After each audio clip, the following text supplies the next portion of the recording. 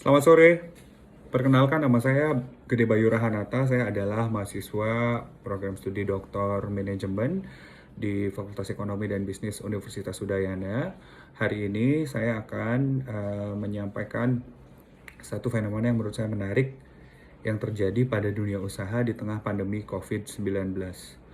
Seperti yang kita ketahui bersama bahwa pemerintah dari awal bulan Januari ya sudah melakukan berbagai macam kebijakan untuk penanganan COVID-19. Seperti kita ketahui bahwa virus ini ditengarai berasal dari kota Wuhan di China yang pada akhirnya masuk ke Indonesia. Dan walaupun awalnya pemerintah merasa bahwa ini virus bukan sesuatu yang menakutkan, tapi ternyata akhirnya Indonesia bahkan masuk ke 20 besar penularan virus corona yang terbesar di dunia. Dan akibatnya adalah pemerintah seiring dengan berjalannya waktu melakukan berbagai macam kebijakan yang berupaya untuk berusaha menjaga kesehatan dari masyarakat, berusaha untuk meredam penyebaran virus COVID-19 ini. Akan tetapi, dengan adanya upaya dari pemerintah untuk meredam virus COVID-19 ini, justru ini adalah sesuatu hal yang buruk bagi para pemilik usaha. Ada banyak sekali pemilik usaha yang sekarang mengalami kesulitan. Kita ambil contoh misalnya di Bali. Di Bali adalah salah satu pulau yang perekonomiannya ditopang mungkin sekitar 60% ke atas itu perekonomian ditopang oleh pariwisata. Dan dengan adanya pandemi COVID-19 dengan berbagai kebijakan yang diberikan oleh pemerintah, laju perekonomian di Bali khususnya itu bisa dikatakan di tahap yang cukup memperhatinkan ya Bapak dan Ibu. Jumlah pengangguran meningkat, banyak bisnis yang tutup, apalagi kita bergeraknya lebih banyak adalah di bidang pariwisata. Sampai sekarang masih banyak ada hotel-hotel yang tutup usaha, restoran juga masih banyak yang tutup. Walaupun belakangan seperti yang kita tahu pariwisata mulai agak dibuka oleh pemerintah, khususnya untuk pariwisata domestik ya, tamu domestik atau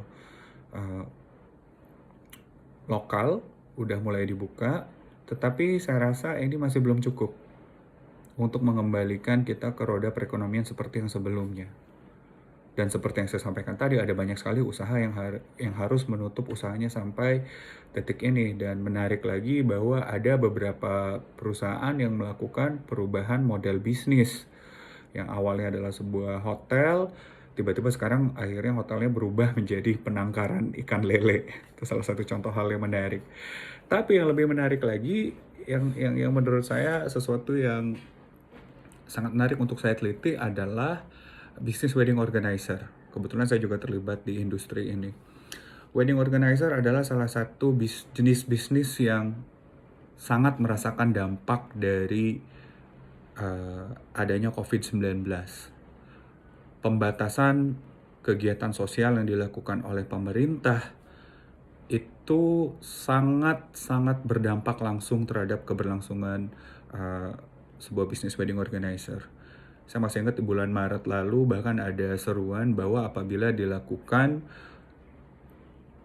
acara perkawinan resepsi misalnya, maka akan ada hukuman, ada hukum penjara yang akan ditetapkan bagi mereka yang melanggar aturan untuk tidak melaksanakan acara resepsi pernikahan. Dan itu adalah pukulan yang sangat berat bagi rekan-rekan yang ada di bisnis wedding organizer.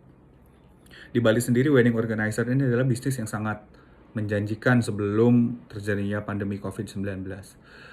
Ada banyak sekali wedding organizer yang tumbuh di Bali, baik itu yang memang local base, yang memang asli dari Bali, tapi ada juga yang adalah cabang dari luar Bali yang mereka merasa bahwa Bali adalah lahan yang sangat bagus untuk menjalankan bisnis wedding organizer.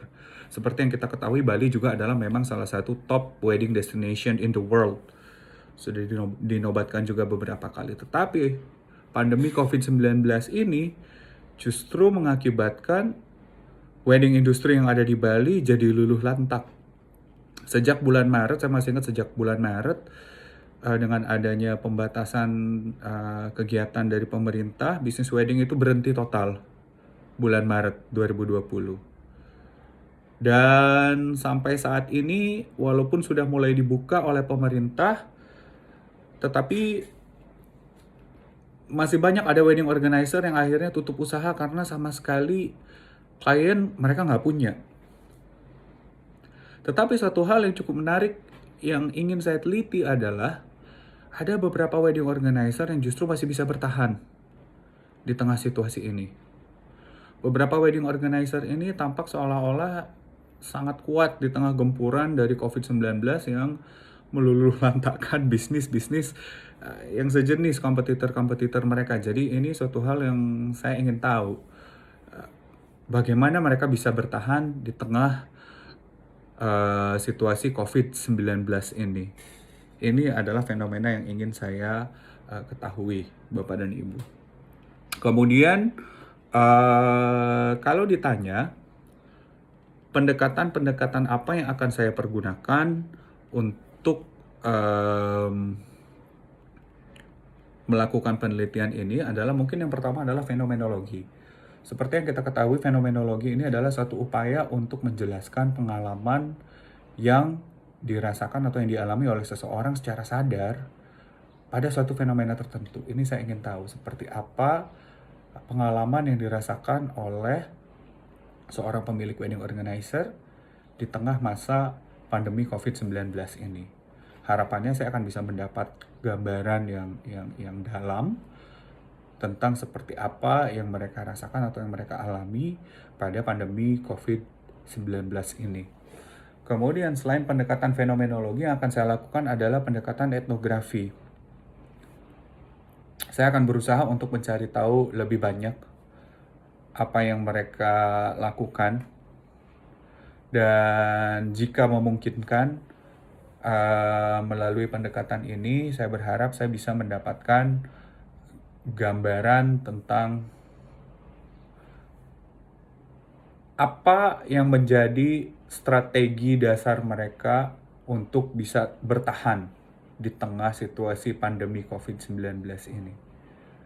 Dan apakah budaya yang mereka bawa sebagai seorang individu itu mempengaruhi perilaku mereka dan interaksi mereka sehingga mereka bisa bertahan di tengah pandemi COVID-19 ini. Itu yang akan saya lakukan yang kedua.